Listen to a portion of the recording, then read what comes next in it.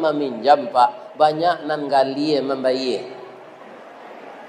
Kama minjam nyolunaan gigi dari lidah, kama membayarlah tempo waktu. Tu nyo masih gali le. Kadang-kadang nyo pindah tengah malam nyo tinggal sekampung tu. Nyo catero to ciga baru banyak nan tagak dari nan duduk.